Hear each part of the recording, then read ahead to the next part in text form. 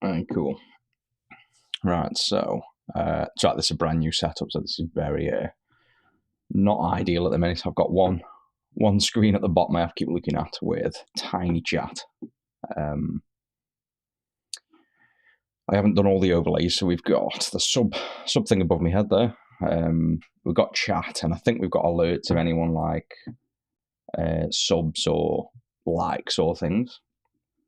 I just need to, well, actually, to be honest, I'm not going to limit this one to subs. It's just technically I'll be answering subs, but it's just a test for the setup, so I'm not going to bother editing the streams for subs only to the other setup, and this is not ideal. I need another monitor up here, really, for, like, I can't really see much going on, if you know what I mean. It's a tiny screen down on the bottom, and then I'm working up here, but I can't sort of check what the stream's doing, so I'll have to get used to this one. But basically, other than checking the stream works, we are going to start making this Game Boy PCB, like remaking the PCB. I'm now just on a Mac in this room. I've just changed to a M3 Mac. Don't know why, to be honest. At Christmas, I do software on both of them, but I haven't really used the Macs for a while, so I figured I need to at least start doing a bit on the Macs, otherwise I won't bother making sure my software works. And we need to get the Game Gear clean screen software working on Mac as well to make sure people can do that. So that's probably why I've done it. And if we go to Retro6 resources, we did scan in this, so I should be able to do this if I've set it up right. Drop that in full screen. There we go. So this is the scan of that. Well, you can tell I'm not used to using a Mac yet. Come on, zoomy wheel. Can't zoom in with mouse wheel. Wicked. I literally think I remember this on the other Macs. You literally can't zoom with a mouse wheel. It's stupid. So this is the scan of the board we've got. So we can draw the outline when we come to it. But what we're going to do is probably just make the schematic first. So we can see what we need here, but we probably don't need that. You can see I've just got to open the schematic here to look at the original schematic. And I'll probably just start with like a part. So this LH5264, which is U3, which is one of them two RAMs. I don't know which. I think they're both the same package. So I think the goal will be to start with KeyCAD, basically, start getting involved with this. Now, again, I use Altium, but because Altium costs thousands a year, we've really got to drop to KeyCAD. Now, I've done a few things in KeyCAD, not much. So I'll be able to work with it again, but I literally haven't used this now in since I made the Game Boy Advanced cartridge, and then I've long since forgotten how to use it, so we'll kind of relearn this together. I know the first thing we want to do is start with making the footprints and the schematics for this. So this is a I think it's a SOP 28 pin, so fairly standard package. So we shouldn't need to make the PCB. We should just have to make the symbol. So let's just start with the symbol first. And then in here, you've got a load of symbols. Now, obviously, we won't have, I highly doubt we'll have this. It's called LH, because it's an old RAM. LH5264, was it? So obviously, we don't have that. So we're going to have to make a schematic for that, like a symbol. So schematic symbols are, this is actually going to show us one. Got a double click maybe. There we go. Schematic symbol are these, which, why does that look so ugly? It cannot be, yeah, it's just saying we can't edit it basically, but these are the symbols. So obviously what you'll see on a schematic, we need to make one of these for the RAM. So the first thing I try and do is actually find the RAM. So I'll just type into Google sharp LH5264 datasheet. Couldn't find anything. So then what I've done, if I drag this in, is I've just searched for the part number and then alternative. And this is now recommending an alternative here. So the first one is you've got to make sure that the data size is right. So 8K by 8-bit CMOS SRAM, which is the same.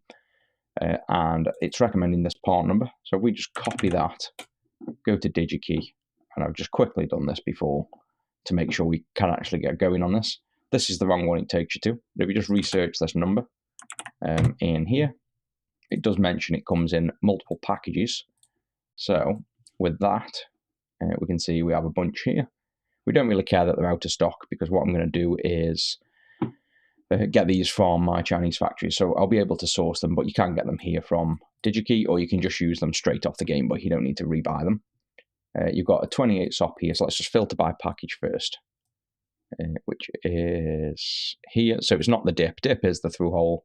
TSOP is much finer pitch, which will be like here. Say, for example, this is like the RAM on the GBA, for example. So if we just limit it to the SOP, I think there's only going to be one. Yeah, SIN, SCN, all the others out of stock. So a lot of these, when they have the end part numbers, they just normally like either speed, in which case this isn't different, or they are things like how the package tape and reel rolls, things like that. So they normally don't matter after the extension. So this one will probably be fine, and hopefully we've got a data sheet. Hey, Happy New Year. Just testing this new setup with us doing some software stuff. I'll probably, if we're going to just sit and design circuit boards, I'll probably do it in this room. This is where I do like my software videos. But I don't really have the setup. I've just changed computer to a Mac at the minute for this room. So I'm really not set up for this at the minute. There's like, I've got one monitor, hence why I'm always looking down here. The actual live stream's down here. I broke the monitor to the left of me. I was trying to adjust it and move it and snapped it off the jerry rig mount that I made. So I'll get another monitor to go up here for if I'm streaming in here. But right now, I can kind of, I'm presuming you can see my screen basically as I'm working because the live stream's below. So the chat I've got down in a corner. It's just not ideal basically. So if I'm a bit slow at answering, that's why.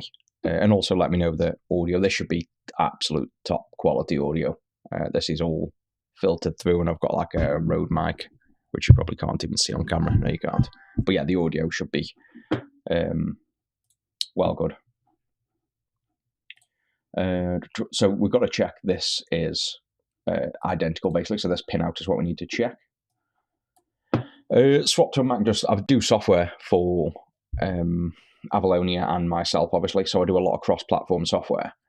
And basically, I use Macs on and off. I used to use them primarily years ago, but then I kind of dropped off. I didn't think they were that good. And then now I'm about to release some software. I really need to, one, we need to check the Game Gear clean screen software is going to work in Mac. And two, the other software company I run, well, I also contract for, like I say, Avalonia as well. I need to make sure that the applications I'm making work on Macs. So I figured if I use the Mac in this room when I'm coding, it can run Windows through Parallels. It's like, I just basically bounce between platforms just to make sure the software supports all platforms, not just Windows these days. But to be honest, I think the Mac M series silicon stuff is dog slow when it comes to Windows. That's the only problem. Cannot run Ultium. This is a M3 Ultra, like top spec Ultra, 1 terabyte hard drive, maxed out. Everything's meant to be like super good on this, and it's basically can't run Ultium at all. So I've got to have my Windows PC probably next to me. I've got to set up over the other side. I've got like 2 PCs in here, so I can use the other one for doing my hardware if I need to. But if we're doing KiCad for some stuff, I might migrate to KiCad, and I just don't like it as much. This is not as clean as Ultium, but we'll see. So we have this and we have this. So this is the RAM. This is, again, one of the annoyances. If anyone uses a Mac, by the way, preview, I remember this from years ago. Can't zoom with a mouse wheel. Absolutely crazy. Having to find workarounds for all kinds of stuff. So if we check A0 pin 10, and if we move that to there, can you see, yeah, other than my head being in the way, you can kind of see left and right here. Maybe move that up, zoom out a bit. Yep, there we go. So A0 pin 10, A0 pin 10, 98765543 goes up, which it does. A12 is pin 2, which is right, is pin 27, which on this is right enable negative, which is correct. Chip enable 1 and 2, the negative is 20, which is 26, which is actually A14, but it's chip enable 2, which is right, output enable 22. Yeah, all them pins are the same, and then data starts at 11. Yep, and goes up. So this looks like hopefully a compatible chip. It won't matter too much to us because we can just use the original if it fails. But this looks like we can start modeling this up basically. Hey, welcome in NanoFX. Do I ever use Linux? Sometimes. I rarely do. I used to, but no, I tend to stick with Windows for most stuff. But now, obviously, I'm getting back into Mac a little bit just so we can support the software. So what we want to do then is we've got to make 2 things for this. One is the symbol. So this is a schematic symbol, this is called. This is the yellow stuff you normally see in a schematic. And then the second one is going to be the footprint, which is the physical pads, you know, the red and blue pads you see. But with this being a standard SOP28 package, hopefully we don't have to make the footprint. So let's just have a quick go at making a symbol. Now, like I say, I haven't used KiCad I've used it once in about 4 years to make the Game Boy Advanced, which I can probably show you, to be honest. Let's open up. See, I don't even know how to open things in KiCad yet. It's literally the first thing I've done. Let's close that down. Do we open it in here? File. There we go. Open project. GitHub. Now I open source this, didn't I? So I think it's in here. Game Boy Advanced. Nope. Cartridge. There we go. Hardware. So this is the last thing I made in KiCad, and you can see I open source this fully. So we have a schematic here, which, oh yeah, I didn't make a schematic, obviously. I just put maybe to do, which I didn't bother. This was just to recreate the footprint, and the idea with this was to perfectly replicate the footprint. Silkscreen not found, substituting. So there's a font. I need to install a font. I made a custom font for this, but this was the KiCad project I did to perfectly replicate the Game Boy Advanced game cartridge. So this is what we sell. And then I think I remember rightly, I put the image on user. Yep, there we go. So you can see here the red is normally like the top layer of copper. The blue underneath is the bottom layer of copper. And then you can do down here, dim. I'll probably have to hide my face actually on some of this, otherwise you can't see what we're doing. Where's my face? I'm sure you won't mind not seeing my Fizzog for a little while.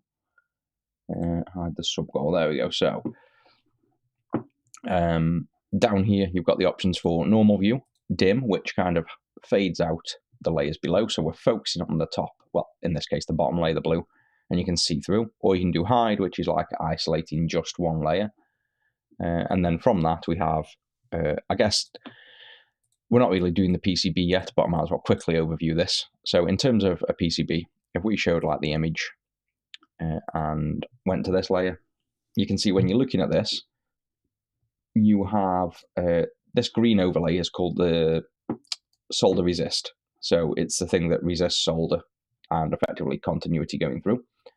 When you see through and you see gold like this, that's the actual underlying copper. So that would be the blue layer. That would be this layer here shining through effectively. So we have the green stuff, which is basically just an insulation, is called the solder resist. So on this, it will be called, because I bet you any money it's not called solder resist. We've got the copper, adhesive, paste, silkscreen, mask. So they've called it mask. Maybe. No, that's the removal of it. What have they actually called? Yeah, that's a point. Well, I think maybe they are using the mask and they're just calling it different, but that's excluding the mask. So basically everywhere that this is, it's going to expose it. Oh yeah, of course, because silk screen goes over everything except that. So this is like the negative, basically. The mask is what's masking off where not to put the silk screen. So where you see this, when you go to the front, can we do a 3D view? I know we can, but where do we do it? Press just 3. No. 2, 3. I want to show. Is it in view up here? View 3D viewer. So it's command 3. Right. So you can see the gold. Wow, that zoom's bad. Whoa, that's terrible. Mac and the zooms are crazy. So we see this little square here and this square here. If we went to the mask, you can see that correlates to here. So everywhere they actually put a symbol, that's where you won't cover the copper with an insulator, basically. So it's called the solder resist, but in KiCad they call it the mask, because it's masking off the solder resist. So that's one layer. On top, you'll also normally have, which I don't think is showing here. There we go. This white stuff that you've common seen, this is the silk screen, mainly because the process of applying the enamel paint is using a screen that silks off. So it's a process of transferring enamel paint. So it's called the silk screen layer, and it's actually called that in here. So you can see that's that. So basically, in order of top to bottom, we start with the front mask, as they're calling it, front and back for some reason, instead of like layer 1, layer 2, or top and bottom. Front mask here is the very top. Anywhere you see colour, it removes that part of the layer. Then it has the silk screen, then it has the copper. And then after that, it goes to the other side of the board through vias like this, and then comes out the other side. So basically then goes through the blue layer, which is the bottom copper, through the blue silk screen, which there is none on the back, and then through the mask. So that's like the stack, if you will, of the PCB. But we'll come to all that after. Like I say, we're not doing that bit yet. What we want to try and do is go to a symbol editor, and it keeps complaining that there's no symbol. I think I've made a blank library and then deleted it to start again, just to check we could actually make a library. Where is, has it removed it? Yeah, so there you go. I've attempted to make a library just to check that's what we wanted to do, and obviously I deleted it, so it doesn't exist now. So let's resave it. I'm going to save it in GitHub, and this is all open source, by the way. Retro6 resources. Where are we getting? KiCad, I've made a folder, and then we'll call this Retro6 library for now. We might change that, I don't know, until we start expanding it. All my library at the minute is in Ultium, so we can't really, I don't want to import all that stuff because that's all my hardware that isn't open source. So now in the library, we can right click here and make a new symbol. So this is now going to be the yellow symbol in the schematic, like what you'd normally see. This wants to be the name of the memory. So I'm going to call it this one, even though the name of the Game Boy one is different, which was, we can't go back to it as well. It's this one. So LH5264. We could call it that. In fact, let's call it that. Makes a bit more sense, actually, even though we know we're going to use a different one. 5264. We can put that in the notes So designator U, that's fine. If you're using resistors, it's R, capacitors C, inductors L, crystals X, connectors J, ICs U, transistors Q, ferrite beads FB, fuses F. I think that's it for designators, but you'll get used to them just using them. You'll be able to figure them out. So we click OK. That just makes us nothing at the minute. So the first thing we want to do is make the bounding box. So we'll click this rectangle up here. And again, bear with me, like I say, because it's genuinely the first time I have used KiCad in a long while. We can now select this. We want to make it a different color. So the strange thing is, I would have thought I'd be able to like edit these. It's almost like you can't even select or copy to, get the default color. So I'm going to have to make ours from scratch. So we want to fill this with the yellow, basically, which it's got a film on there. Body outline color, fill color. I'm surprised this isn't default though. Like, why is the fill color not defaulting to what every other schematic is? So defined colors, probably going to be light yellow, I'd say. There we go. So yeah, that's what they typically are, I'd say. Happy New Year, guys. I can probably put my Fizzog back on screen now as well, to be honest. Now we've done the bottom corner. What's the stream like as well? Is it pretty stable and, well, I guess that really. Stable, clear audio. Any issues? Because this is all streaming off a completely different setup and obviously a Mac as well.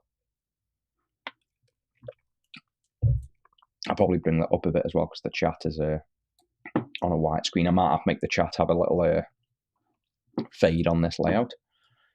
Right, so we've got this. Next we want pins, and all my knowledge here is coming off basically using Altium, so I'm going to figure out KiCad as we go, using what I know we need to do, but in KiCad. I couldn't be bothered to re-look it up and learn it. I figured we'd just do this together. Pin name, right, so the pin names are going to be all of these pins here. You've got two options when you're making little symbols as well. A lot of people will do the symbol like this. So they'll go off the data sheets and make the symbols all in this order. I'm not one for doing that as such in layouts of symbols. What I tend to like to do is do them a bit more like this, where the data pins are on one side, the addresses are on another, and the symbols, lay out your pins what makes sense for physically connecting them up to the rest of the schematic. So this isn't exactly the best schematic, but you'll see as we go what I mean. So I'm going to do, and we can move these after, I'm going to lay the pins out in a certain order that I presume is going to be right. And then when we've made the CPU and we want to connect these two things, I'll probably end up moving the pins around to suit the schematic and the CPU, basically. So we just need to make pins for all of these. So we have all of these in here, the address pins. So let's start with that. We could do with probably having that to the side. This maybe over here, like so. Yep, and then my face is in the way you guys seen that, but it doesn't really matter because I'm going to type them anyway. So the name is going to be A0, pin is going to be 10, and this is where you have to be really careful of making sure you get the pins right and things, because this can lead to fully developing a board and then finding out you typed a pin number wrong and nothing works. So take extra time when you're doing this. Electrical type, I don't typically in Altium specify these because it normally complains when you're connecting things up, and it tries to be smart about like SPICE emulation and stuff like that, like simulation. But in KiCad it seems to be pretty much like hard coded. Like you've either got to do that or just set passive. So we'll set it as input. You can see on this as well here. See the arrow pointing in? That's telling us the address is an input. The data is bidirectional with having arrows both sides. So input. On there. I'm also not a massive fan of really long pins. So this doesn't look too bad. But on a lot of my schematics, I will make these pins quite short. In Altium, they go quite long by default. And I'm a fan of making things quite short on there. So this looks okay. And then we just repeat this. This is where a lot of, say I make a design as well. And I'll literally spend sometimes 80 to 90% of the time just making footprints and schematics. And then to make the product itself takes no time at all. So why is my caps lock not working? Oh, come on, Mac, really? Caps lock's on, alright? Is it staying on now? Well, 4 times I had to do that to get caps lock stay on. Right, and A1. You'll hear me whinge a lot about Mac, by the way, especially until I'm getting used to it again. Right, so that will go there, and then you get the idea now. Just sit and type away, matching these pin numbers.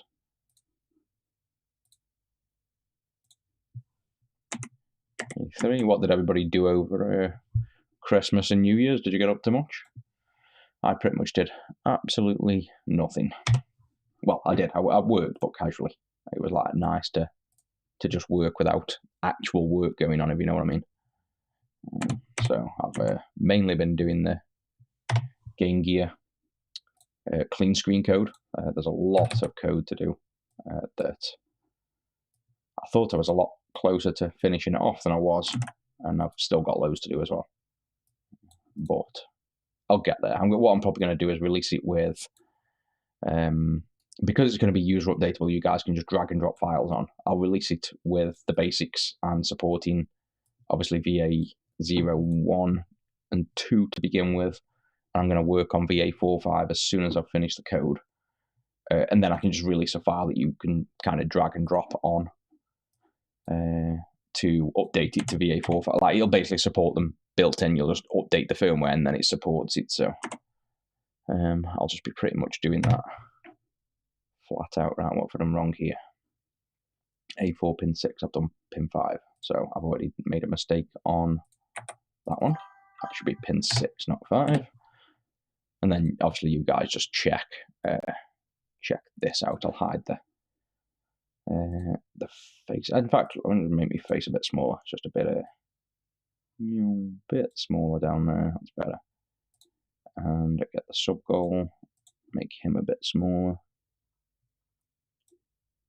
Drag him down.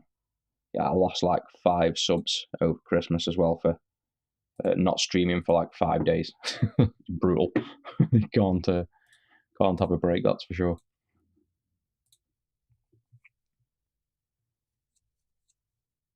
Oh, we fixed Mega Drive and N64. Nice. We've just done. Actually, we've got 3 behind me. it's the software room, but I've got a customer's order here. Like to go off topic. We've got a SNES we fixed up. We sent in a SNES, and he's got a right bargain here because he didn't actually pay for any repairs. So N64 and a Mega Drive, strangely. So this one's got all 3 consoles, and he basically paid for, obviously on the site you can pay for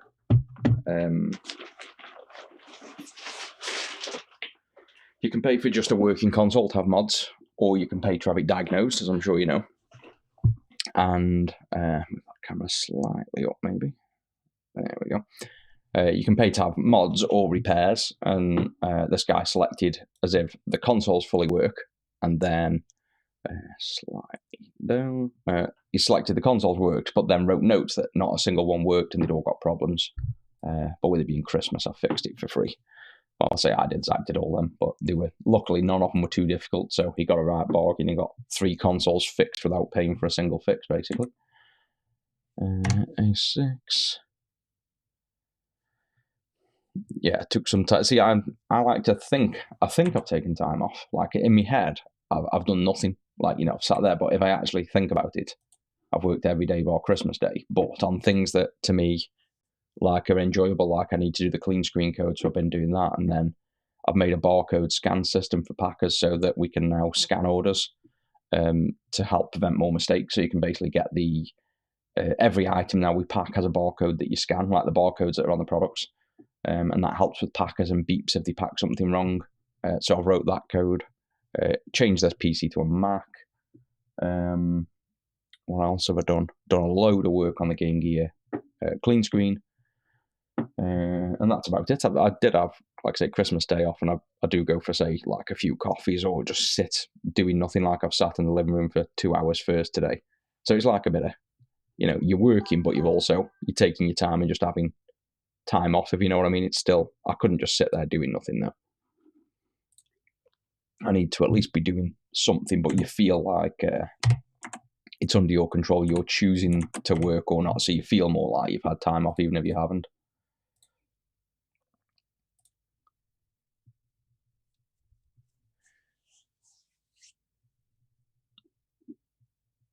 Working and recapping second Game Gear, which had a very unusual problem that's got my head scratching. Oh, cool. What's the have you fixed it yet?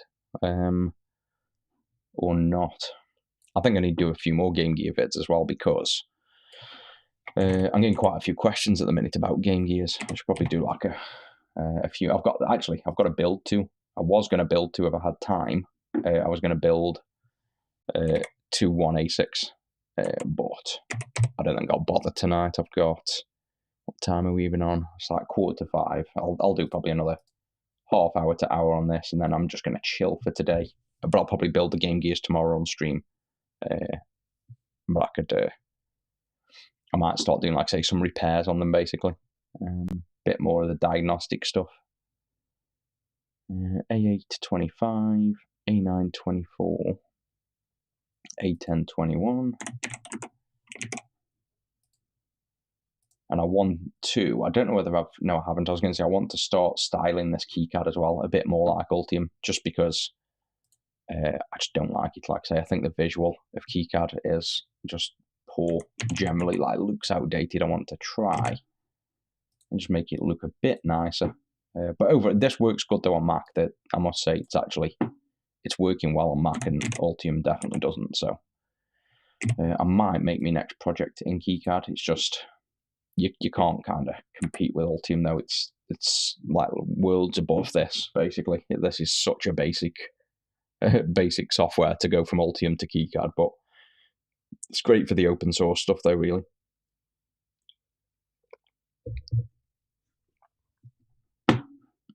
I'm going to do the layout for now, I think, the same as this chip, just for simplicity. And then we'll always do that.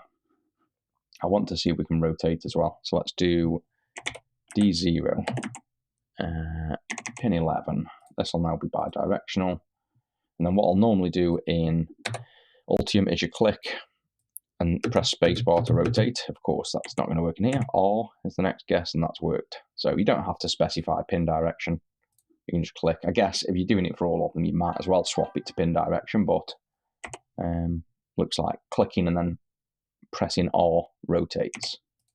And again, the beauty of this is if you've got knowledge in one, oh no, it doesn't rotate it, there we go. If you've got knowledge in one of the platforms, they tend to kind of transfer over quite well. It works fine with Disney Castle of Illusion, but Sonic is displaying all the colours wrong. I presume, I know what that is. The screen is the same size, I presume. Yeah, it is. But why am I thinking something's not T10? I'm sure it's just T10, the pin T10. You want to pull that to 5 volts, which is basically on the 2A6. I think it's the resistor to the bottom left of the 2A6. That might be the 1A6 though. But yeah, I'm sure. Excuse me. I'm sure the color wrong, but the screen size right is T10. If the screen size is wrong, it's obviously the SMS pin, which means either the cartridge port or the traces or pins from the A6 SMS all the way back. So you could just basically check the SMS pin on the ASIC and ball it out to where it goes and make sure it's grounded when you put the game in. Hang on, I know what's happened with the... No, I'll just notice that's why caps lock doesn't work. You click caps lock on, still hasn't come on. On again, hasn't come on. Wow. Yeah, you have to press caps lock on this keyboard like 10 times, but then you get this stupid little hover thing that you can click by mistake to turn off caps lock.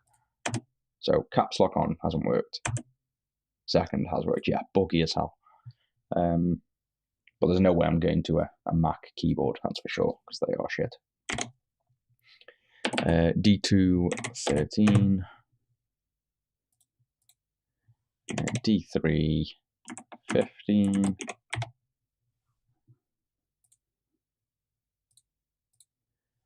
D4 16,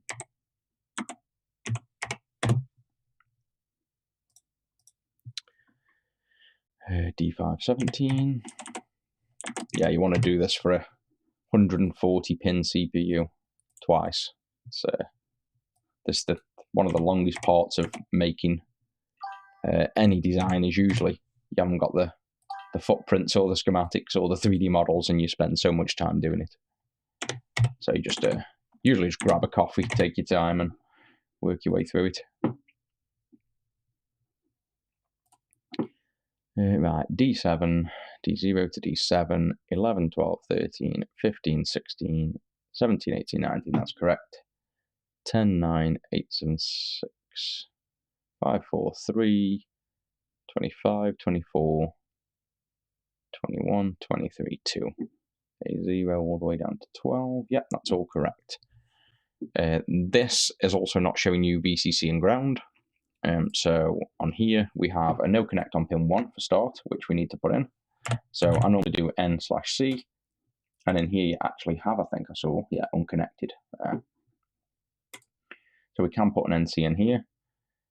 Where you want to put this is up to you. I normally just put it where there's nothing going on, but normally one of the bottom corners is like ground. So we can either put ground, and this is my preference again, I normally put VCC up the top left and ground either at the bottom left or bottom right. So we'll drag this up a minute. We'll put another pin here, and we'll call this VCC, and it says pin 28. Type is power input. I've never seen a power input and output before. Ultimate's just power rail. I don't know, I keep pressing space. That's R, so there we go, that's... See, I don't like that, you can't just click and drag a symbol. You have to like click first, then drag. That's a little bit annoying. I'll get used to it though. Then we'll do GND, which is pin 14. What am I forgetting? Power. It's going to be power input, isn't it, technically?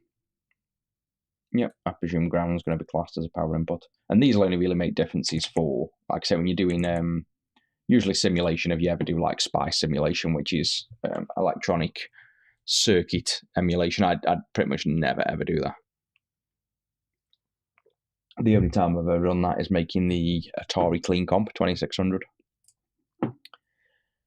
Right, what else was there? We have not right, and then if we look at this, these are chip enabled and output enabled. So output enable keeps the chip enabled, but basically disables the outputs, and chip enable enables or disables the whole thing.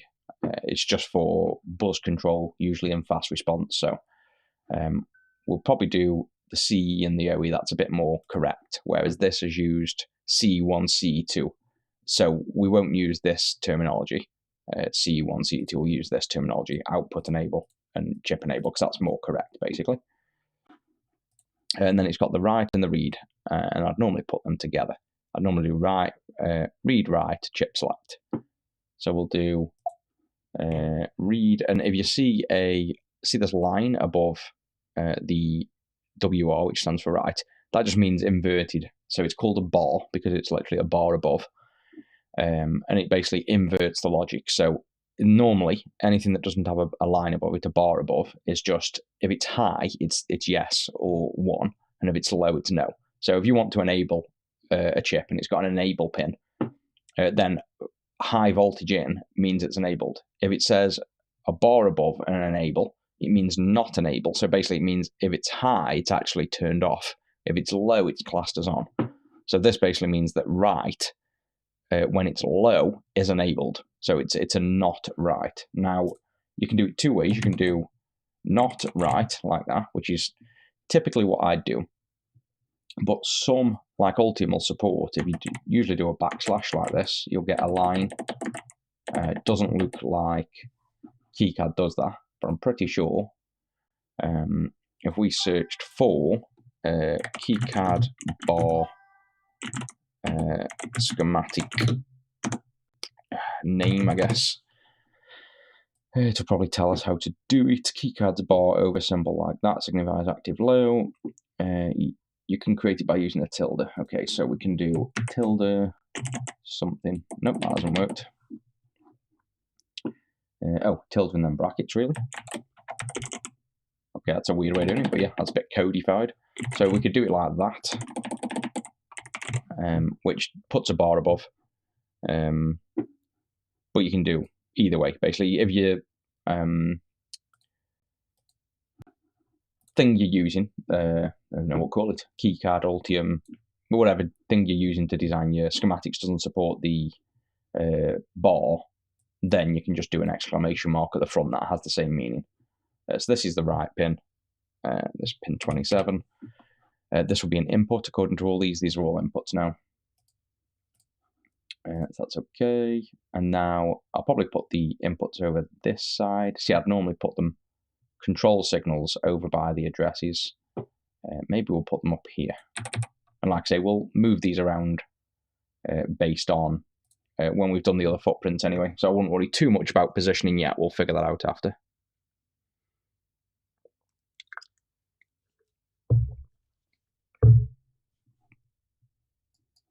Right, one. That's wrong, isn't it? I was going to say, what? Why does that look wrong? There we go. Right, another pin. So this will be the read. So that's tilde, curly braces, read. That is pin 22. It takes some getting used to, though, moving from one platform to another. I have to get every single click. I'm having to think what I'm doing. Right, so the chip enable and the output enable, that's again one of them. I think actually, are they both inverted bars or not? Output. Oh yeah, and also if you see the hash at the end, that's the same meaning as the bar. So you've got three meanings. You can have exclamation, OE would mean inverted, OE with a hash at the end is inverted, or a bar above is inverted. They're all different ways that different manufacturers trigger, the state, whether it's high or low, basically. So output and CE are both negated. Now, if you look on here, it's actually only negated chip enable 1 with a bar, and chip enable 2 doesn't have that bar. So technically, that's telling us these aren't the same. But what I'll guarantee you is this is just a issue with the Game Boy schematic. I can guarantee you they've drawn these wrong, or the meaning internally of CE2 is wrong. So even though this is saying it's not a bar, I'm going to write it as a bar because the datasheet of a compatible chip shows it is negated. And I trust this more than I trust the Game Boy schematic, basically. This is all just a bit of experience. So I'm making informed decisions based on experience that I know. I know I've seen this before, basically. So output enable is pin 22. We'll start with him.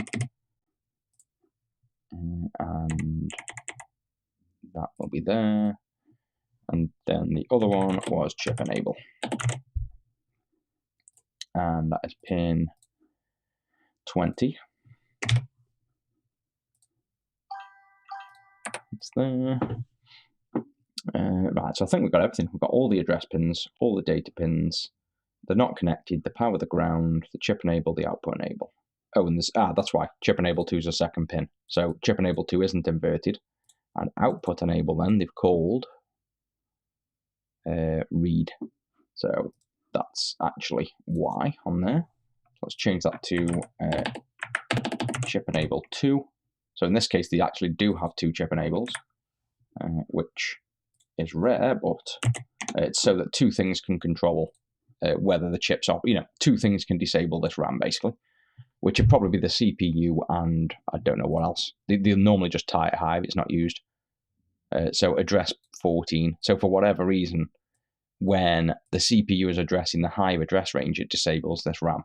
So maybe that's going to be the lower RAM and upper RAM, basically, get selected there. Right, so let's double check we've done that right. So chip enable 1, pin 20 is chip enable 1, and that is negated. So that needs to be in there, like so. Chip enable 2, we've got as 22, which is 26, so we've got that backwards as well. Well, actually, I haven't got it backwards, just never updated the pin. And then in here, chip enable 2 is 26, and that goes to address pin 14. That's not inverted, which is correct. And then read pin 22 is output enable. So we probably want to call this, to be honest, output enable, because it's not relevant to the read and write is more relative to the CPU side. As RAM, it's not really output. It's not like read and write, it is output enable. That's pin 22, which is correct. And then pin 27 is write. And on here, it's write enable. So it again, doesn't massively matter. To be honest, it's one of them.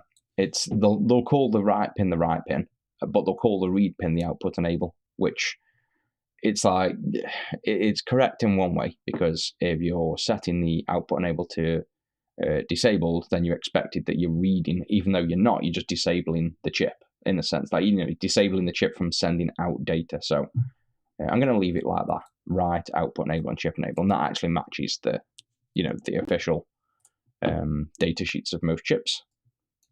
So that will be the general schematic. This, I presume, is going to be a designator. It doesn't seem to be tied to anything. Reference U. So whether if you just put U, it just automatically finds it. All I'm looking at is where is this pulling in from the designator. Like, you'd normally link it to say this is linked to a designator. I can't see it linked anywhere. Let's see if anything else links it. No, so this must be a keycad thing. It must automatically look for the letter U and just kind of replace the designator with that, maybe. So I like to put designators normally at the top. So normally up here, top left, like this as well, like U3 here. Datasheet says chip enable 2 is active low. So no, I'd got a bit backwards there. So chip enable 1 is active low with the bar, which is here, chip enable low, and then chip enable 2 isn't low. I think I originally wrote it down and I was getting confused with the read enable. The read output enable is low, obviously. So basically there's two chip enables. One is active high, one is active low. So they might have done this as well, so that depending on the driving chip, one might have an output stage of a transistor that's always low when they want this to turn on, whereas another design might have it high. So they probably put this in, not necessarily so two things could control the chip. They might also put it in so it's easier for the other chip to control this without an extra transistor. These are really old chips, and the way they do multiple buzz logic is obviously not really that common anymore. So I think that is it. We've got the designator, right? So now we need to put in some properties. So again, in Altium, you don't just type in properties. You have to link this to like a DigiKey, full link in DigiKey with all the information, the part number, the data, the setups, the manufacturers, the stock count. So when you generate your BOM, you can send it to a factory and they can just buy everything. In KeyCAD, you just double click anywhere or press, I think it's E, to open up the properties, and you just type them in. So this is very strange to me to just type in the value. Like, it's not linked to anything. It's just strange. Like, to me, to not have this linking in with a real world product and exactly where you can buy it with a manufacturer's part number and manufacturer is very strange to get used to. Because that means when you go to a factory and you generate a BOM, the first thing they're going to ask is, well, what are the parts? Where do I buy them from? It's like, it's strange. I'm going to have to get used to this, basically. I'll probably end up adding my own or making some software that can import proper values, basically. So for now, the value will be the part number, I'm going to presume. So that's the LH5264, was it? LH5264, yeah. So that's that. And then there's literally no manufacturer or anything. I kind of want to add manufacturer. It just feels wrong not to. Manufacturer. And I want to rename value, but I haven't used KeyCAD enough to know whether that's something I should be really doing or not. So manufacturer shop, Datasheet. We'll link to this datasheet because why not? And then, even though we're technically linking in a sharp part number, we've got a datasheet for it. And then in here, you could say we could get this explanation because it's valid enough. Paste it in the description, CMOS RAM, and then you could put in here as well alternative part number, and then you could put in this part number. And this isn't a full part number because it doesn't include the footprint, but I forget where it is. We can always update that later. Footprint, this is where now we click here. So click the little footprinty symbol thing. We'll probably find, I'm sure we'll find a SOP28. Yeah, there we go. High temperature SOP. No, we want normal. SOP28. Right, so probably we need to open that. I normally make all my own footprints, but this is... it's looking like the right footprint. So what we'll do...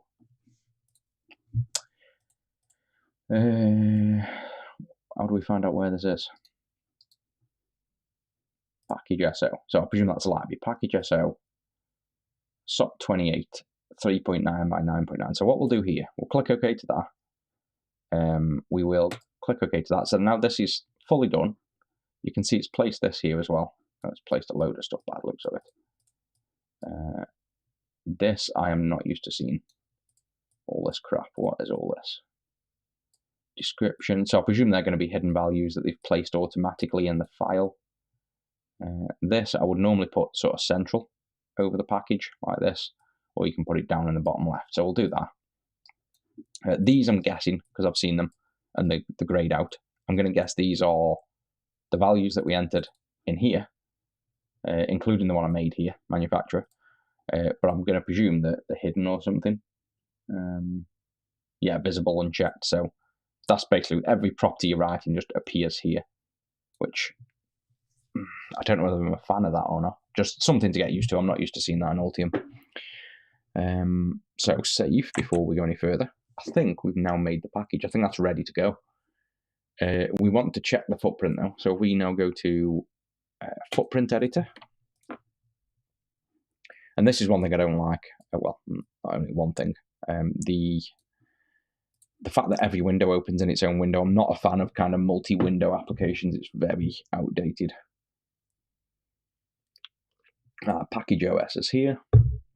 And then we want to check it was SSOP 28. Now there's two sizes, which we didn't seem to get two sizes. When we searched SOP28, we got one size, I think. There's a 3.9 and a 9 and a 5.3. So what we'll do is we will open up Affinity, and then let me just open up that scan, which is in GitHub. I've dumped it in this Retro 6 resources, I think. Game Boy RePCB resources front. Yes, I have. Let that download. So this is the actual footprint. I don't know which one. It's this one, I think, U3. Wow, the scrolling on Mac really does drive me crazy. How do we rotate in here? I don't know any shortcuts yet. I've done the perfect thing. I've changed my PC to a Mac and changed Altium to KiCad and then decided without any figuring out I was just going to jump on and get cracking. Rotate clockwise. There we go. Right, so what I want to do is make sure the document is set to millimeters and that it's right. So millimeters, 90 mil, that seems about right. Now we can just draw a box. So the first thing we can do is check the rough size of the footprint. So you can see that's a 2 mil by 0.6 mil, roughly. How does that fare to these? You can see down here, width 1.2 by 0.4. So again, more modern footprints are probably going to be tighter than this. So we might want to make our own to match this because it is old chip, or it could be that it wants to be this one. There you go, width 2. So it's going to be the SOP 28 5.3, more than likely. Afternoon. Yeah, we're basically remaking the Game Boy original motherboard. So this is the motherboard, and we're just remaking it in keycard, mainly just to teach people how to do this. So this is what we're doing, basically.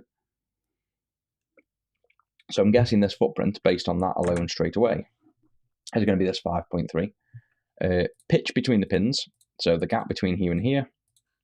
Quickest way probably is to look at the properties down this bottom corner. If it does an X and Y, of course it doesn't. Where's the X and Y? Double click maybe? No, surely there's properties. Where is the properties? Right click. E. Oh, do not tell me that's how you have to access properties to see positions of pins. That cannot be right. I really hope that isn't a keycard thing. Because normally all I'll do is quickly select between these two, look at the positions and tell you what they are. But it looks like we've got to press E, look at the position here. So say, for example, 4.225, and then click this one, press E, you got 3.575. So that's shit, basically. You've got to do that. I was expecting down here you can see the position, but it's of your mouse. So it's not ideal for accuracy. You could kind of hover over that, and your mouse snaps to 3.375. Another quicker way then, if we've got to do that, is probably just grab a line. Is it going to let us snap to that? No, of course not. Right, so I guess we're just going to have to do this then instead. So math in our heads, this is going to be wicked. You can just get 225 plus 425. So 452565. So we're talking, what, a 0.6 mil pitch? If I've done that really quickly in my head and done it right. What am I doing now? Affinity wants to record the screen. Does it? That's news to me. Oh, God, I hate Mac sometimes. Quit and reopen. Oh, really? No, I'm not going to quit and reopen. All I wanted to do was copy this over. Right, so I normally hold Alt, Shift, and drag. There we go. So get them two. And you can see on here, we'll have transform on here. You can click between the two. This is what I was expecting to do if I hide my head again. I need a hide head button on this thing. Definitely need a slightly better setup for this. So in this bottom right corner, I'm clicking between these two, and you can see the X and Y position here. So that says 56.5, and this is 55.3. So that will be, I've done the math completely wrong in that case. That will be 0.7 plus 0.5, 1.2. So double the pitch. Where are we now? Keycard. So did I just do the math wrong on here? 225 plus 3.5, 4. No. So I think that's the complete wrong pitch as well. Unless I've done something really obviously wrong there. So let's just zoom in and change this to white. Drag this down. Let's just get a rough idea of the overall size. So 17, roughly. And what's this line? Length of this. Does it not even give lengths? Wow, this is by length. There we go. Yeah, so this is completely the wrong pitch. It's not a SOP. S SOP 28. We want just a SOP 28. So I'm guessing SOP 28. This one. Width to height 0.6. This is 8.255. And there we go. So that's more like it. So I'm sure if we did, let's do this accurately. I'm not going to risk doing that wrong in my head. So we'll want to get 8.255. And then we want to, this is again majorly lacking between Ultium's ability to do things in this. Minus that, we've got a 1.27, so that is basically in inches. That'll be a 0.1 mil pitch, basically. Yeah, we can do a grid, but we're trying to measure the distance between this existing footprint, so the grid doesn't line up with the footprint at the minute. The way I'd normally do is just click between two, quickly look at the position down here, and then calculate it, but obviously that isn't working. The other way was clicking a line I normally do and click the center, but the snap isn't currently working. So again, until I get used to KiCad, there'll be ways of doing all this. I'm just not used to it at all. I haven't used KiCad in, like I say, years. I used it once about 6 to 12 months ago, and then I've used Ultium for like the last 15 years.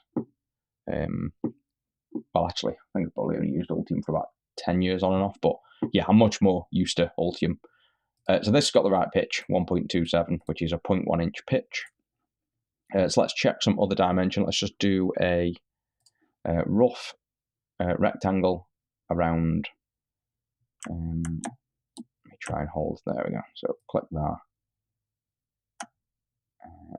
Do a rectangle. Ooh. Zoomy zoom. Get to there. Is that just not drawn a rectangle as well? Of course it hasn't. Why would it? So you have to click and let go. That's another difference. So click once, let go. All right, there we go. If I go back to Ultium now, I'm going to be screwed once I get used to doing this. Right, so there's the rectangle. Double click it. We have by corner size. There we go. So 13.4 by 17.1. So if we did there to there, and there you go, 13.4. If we did exactly by 17.1, you can see the original has slightly wider footprints. They come slightly further out, which I'm not concerned about. There's plenty of room there. So that's just a difference between a modern footprint and that. So we're going to use that footprint. I'm quite happy with this one. It's already got everything drawn. It's got the silk screen. It's got all the courtyard info. It's got the reference. So we're going to save ourselves having to do a footprint for now, and we can use that. We just need to make sure we pick the right one. So if we discard the changes out of that, go back to the schematic editor, I think it was. No, not schematic editor, symbol editor. And then go to Retro 6. Yeah, I can probably... oh, no. Has that lost our changes? Have we just done all that schematic and it's completely lost it?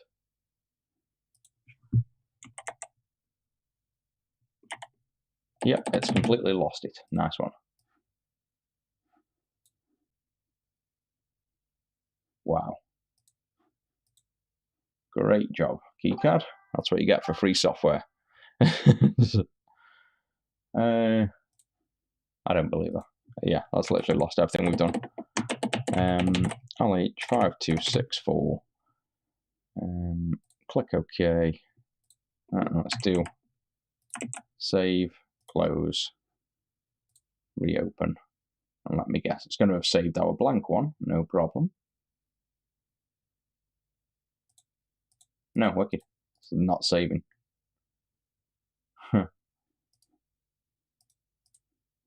So we can't even make a symbol. Alright, right click.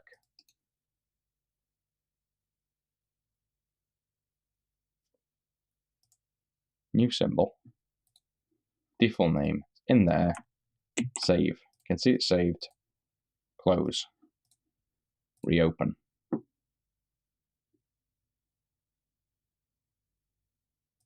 Gone. Wicked. Great start, KiCad.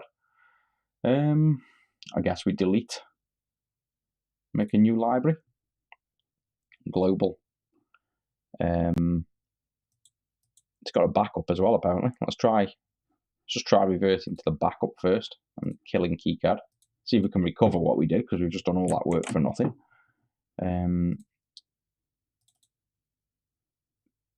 keycard. Right, so let's keycard. Oh, Mac again. How do we change this? So keycard sim SYM.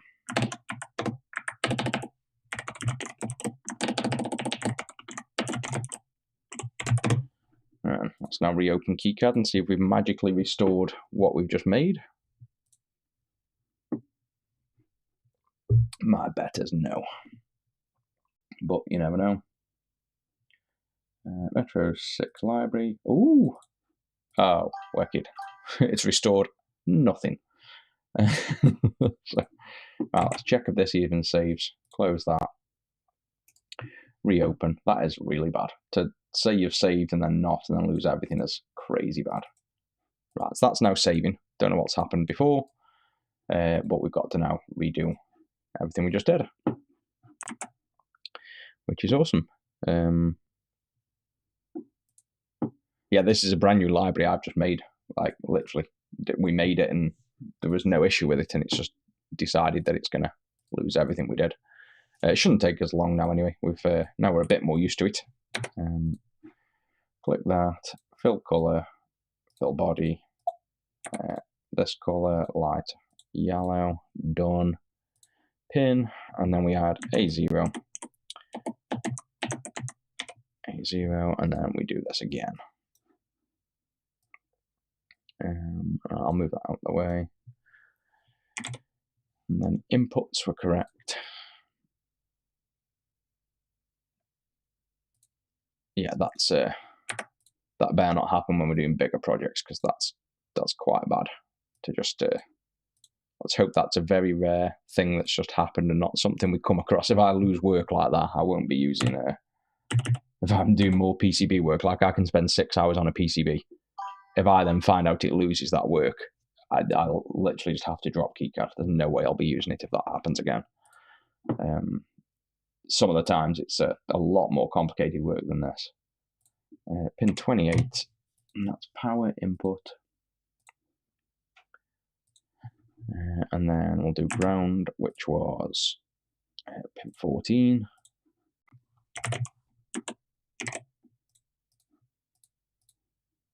Somewhere down here.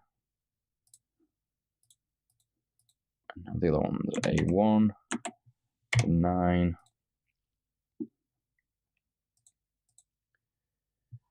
A2, pin 8.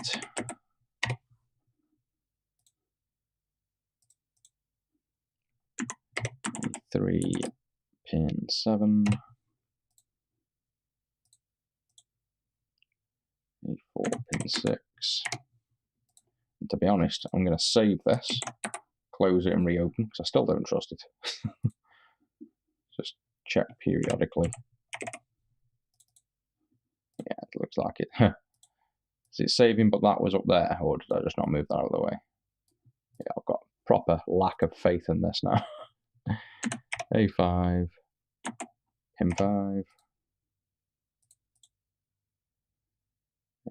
A6, pin 4.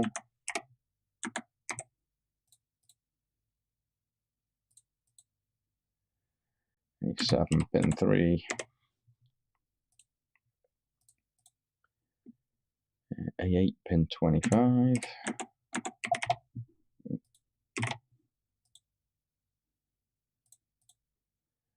A9, pin 24. A9, yep, 24. A10, 21.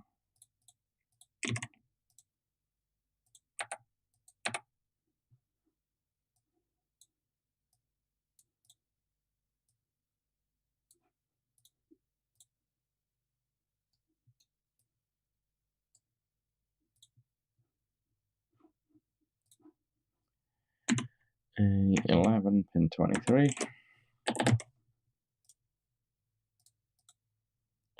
A12, pin 2. That's there. I think we've got. See, the other thing I'm quite not a fan of is the double. The fact that every pin can be. You normally snap the grid. Every pin, not necessarily every half pin. That's a little bit weird on the snapping, so now we've got to make sure this is actually a full pin snap away, which it is. But then I think you'd normally have that one extra. Maybe. Yeah, that looks okay. The other side now, D0. This is bidirectional. 11. And then we'll put it in line with the address pin. D1. 12. D2. 13.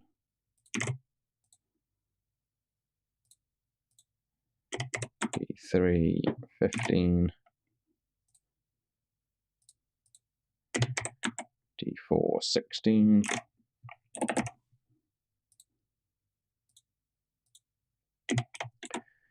D5. 17. D6. 18.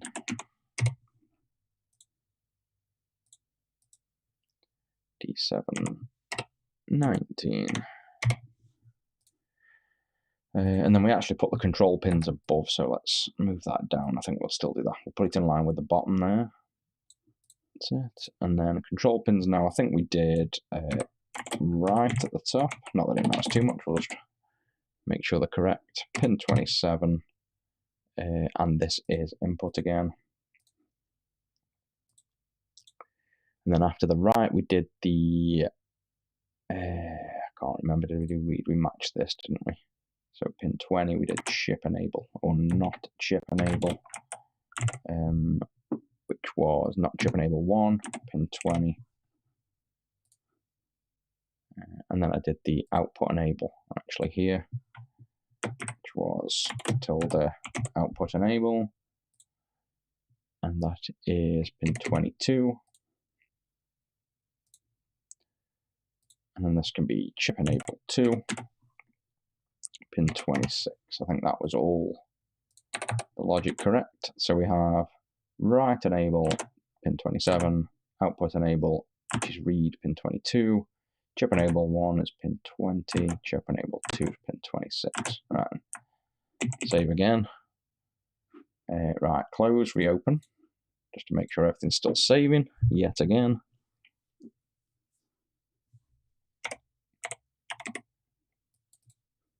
That's all saved. Now let's go to E. I wonder if pasting stuff into here is what did it, or whether it was just bad luck. 5264 footprint is going to be all we came in to actually do, which was update the footprint. SOP 28, wasn't it? And there's only one SOP 28 there, 8.4 by 18. Yeah, that's got to be the one, isn't it? That's the only SOP one. There we go. Data sheet we had, which was here. And then description was this. Alternative. Oh, caps lock is still on. Alternative part number. And then get this. Right, and then we'll go back in and add manufacturer after to see if that's what maybe caused it. I'd like to kind of know what potentially caused us to screw up and lose everything if we can. And then those we might as well separate out.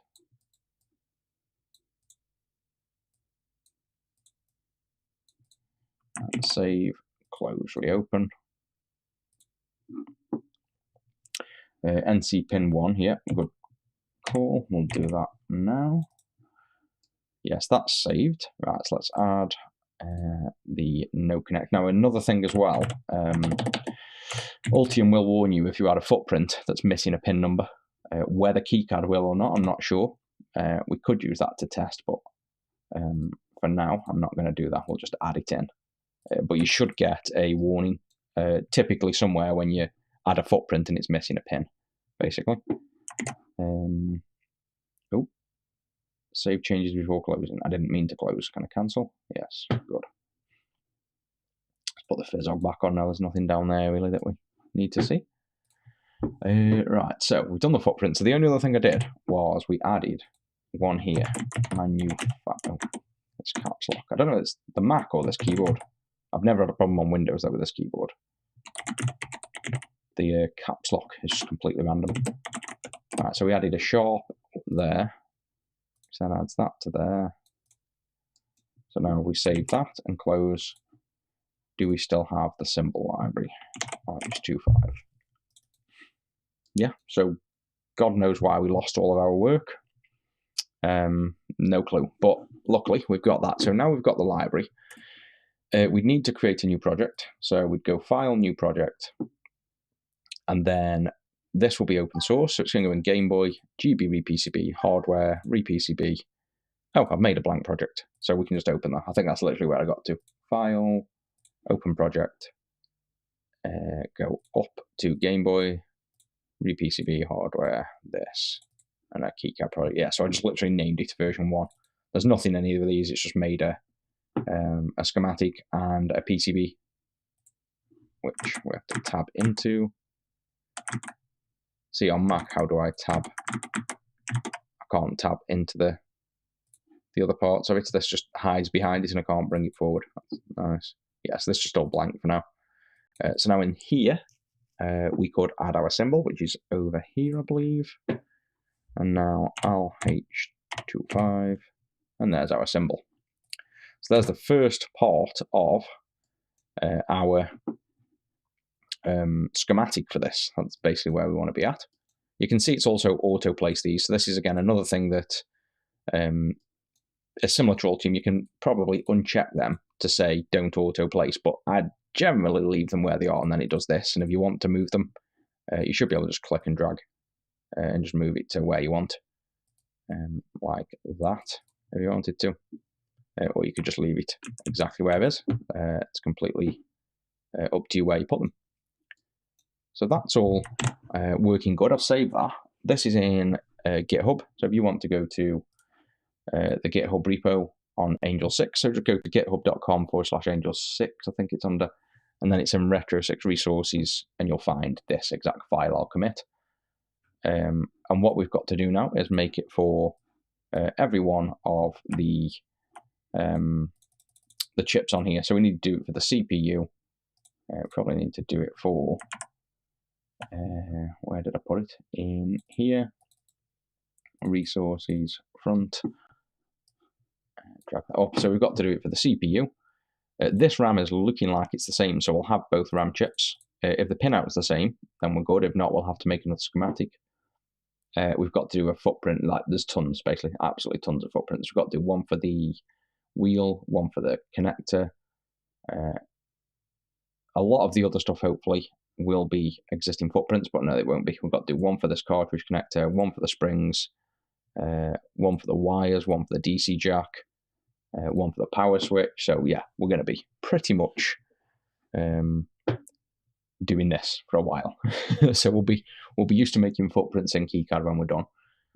If you guys don't want to see all that, then we can just chat in the sub-only stream anyway. You can just treat it like a just chatting session.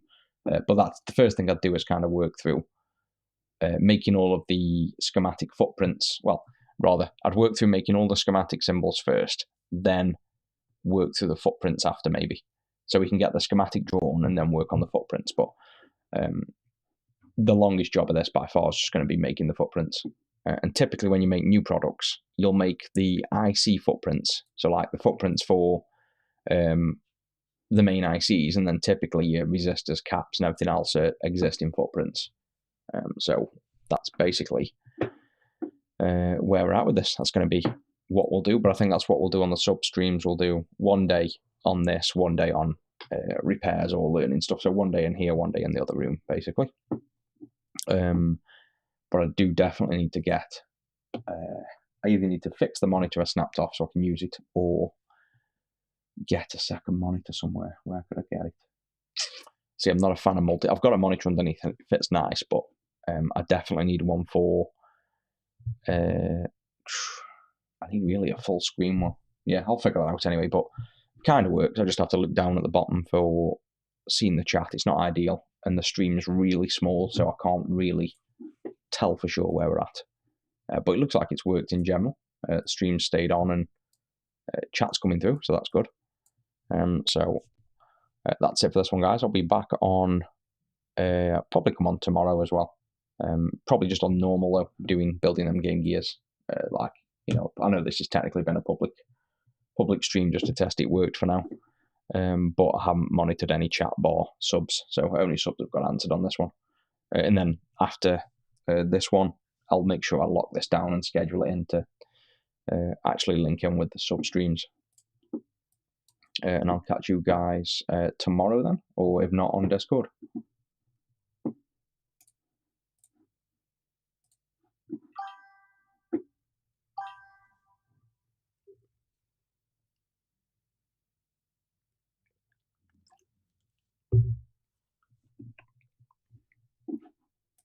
Yep, catch you.